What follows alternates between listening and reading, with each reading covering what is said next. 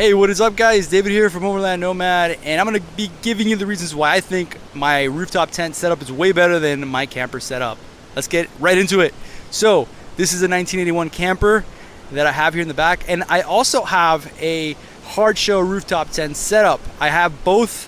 The hard shell right now is in my garage. I utilize both of them heavily, and I like both of them, but I'm going to be giving you the reasons why the rooftop tent's better. And from now on, when I refer to rooftop tent, I mean the hard shell rooftop tent like the one I have. I'm not talking about the soft-sided ones that open to the side. Those are not good when it comes to setting up and tearing down easily, like this pop-up or my rooftop tent. Okay, so from now on, I mean the hard shell rooftop tent. And by the way, we are out here at beautiful Boca Chica Beach in South Texas. Let me turn this camera around here real quick before we get right into the video. Where is it? You can see Starbase right behind me. That's where SpaceX is at. That's where they launch their rockets. So pretty cool that we have this in our backyard. I'm here with my family. We're enjoying the day. But getting into this video, these opinions that I have are coming from the fact that I do have both setups. I've used them heavily. So this is just what I've learned over the few years that I've had both of them. And I wanted to let you guys know in case you're looking into buying a camper like this. And also, I am not crapping on the camper. As you can see that I'm using it right now. I'm not using my rooftop tent setup.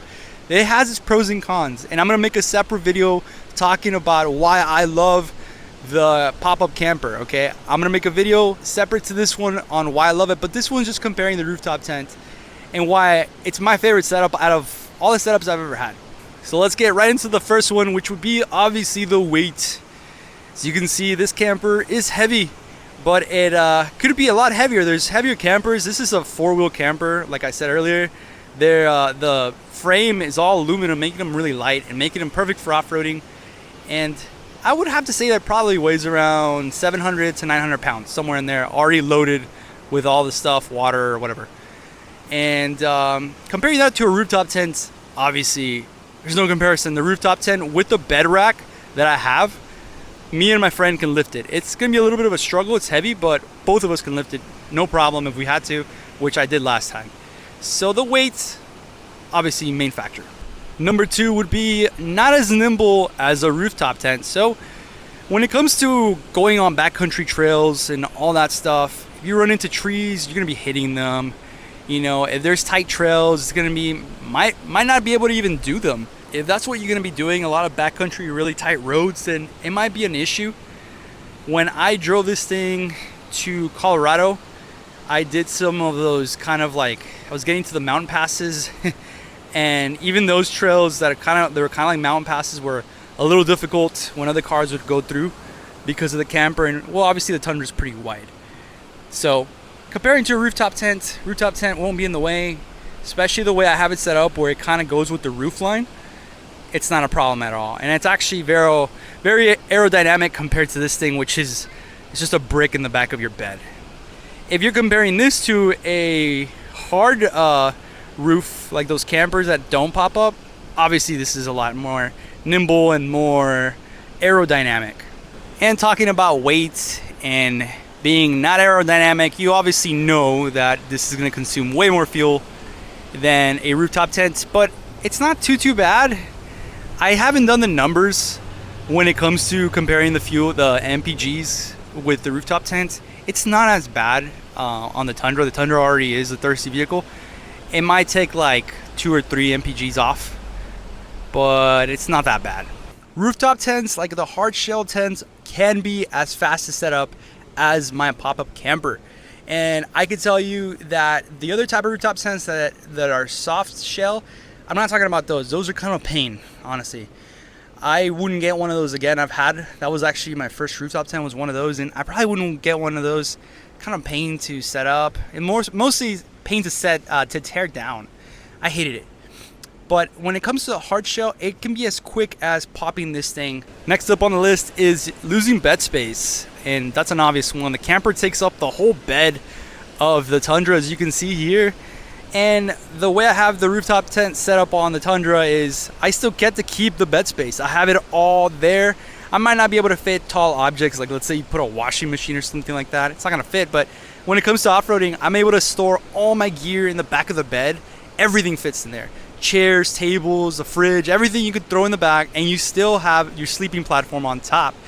And in here, all that gear, it will be thrown inside the camper. So once I put the camper roof down, I'm gonna have to put all this stuff that you see in this video, in this clip, I'm gonna have to throw it back in there. And it's kind of a pain because you won't be able to walk in there again until you take all that stuff off. So it's kind of like a Tetris game when it comes to fitting everything back in.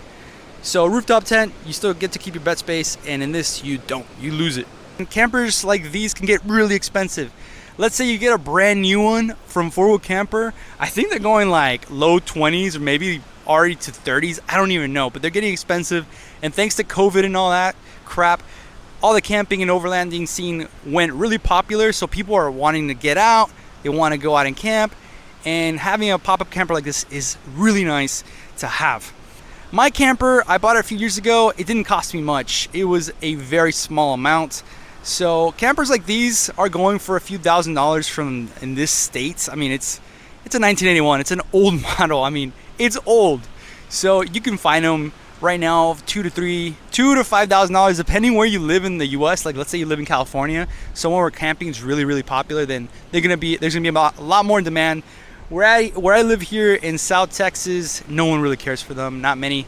Pop-up campers can be kind of overkill, in my opinion. Again, I'm not crapping on pop-up campers. I love mine. I wouldn't sell it, okay? It's got its purpose. But, which I'm gonna go over in another video, the stuff that I love about it. But I'm just here comparing to a rooftop tent.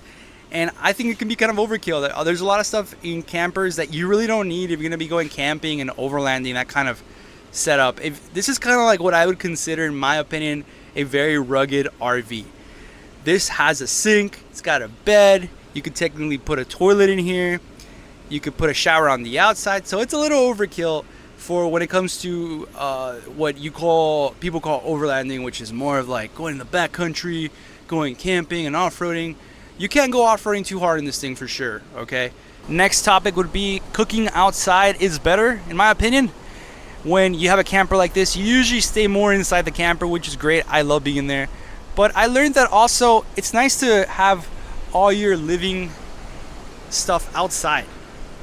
When you have a rooftop tent, you're forced to obviously cook and be more outside. In the camper, you're gonna want to go in there, which I've done before, and watch some Netflix, kind of chill in there, which is nice, but kind of defeats the purpose when you're out here, especially at this beautiful beach, which I have here in my backyard. I only live like an hour and a half from here, a little less than that.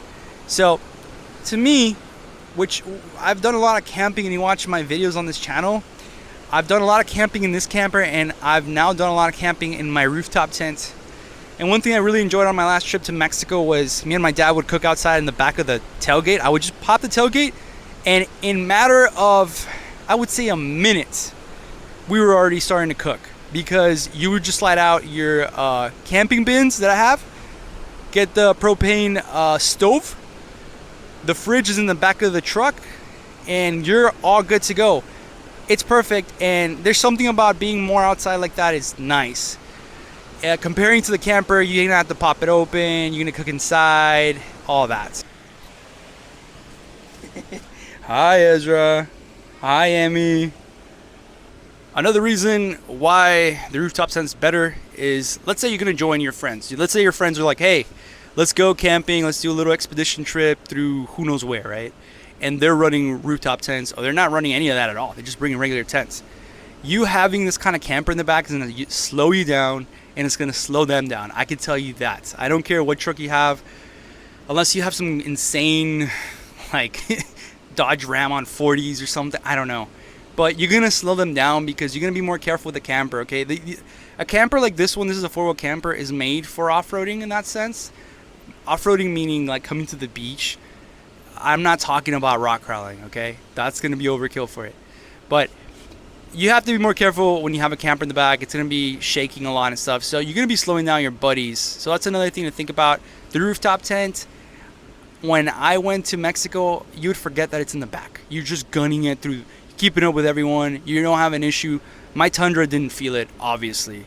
So that's another thing to consider. And my last comparison between a camper and a rooftop tent would be that a rooftop tent's just a lot nicer and better, more suitable for a couple, or if you're by yourself.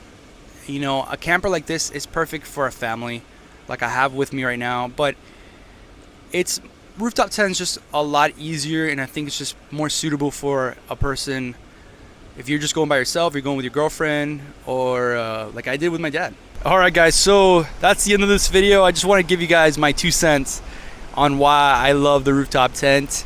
It really is my favorite setup because of all those reasons. It's simple, it's nimble, it's easy to set up, it's easy to tear down, and there's no fuss to it, which is my favorite thing when it comes to camping. I don't like elaborate setups. I know you're looking at one kind of behind me, but this one's easy to set up. And again, I'll be making a video regarding why I love my 4-wheel camper, so stick to the channel. If you're not subscribed, hit the subscribe button. I hate saying that, but it really means a lot if you do guys stick around. I make camping videos with my different setups. I go out with my family and friends. So anyways, find me on Instagram, Overland Nomad, and we'll see you guys on the next one.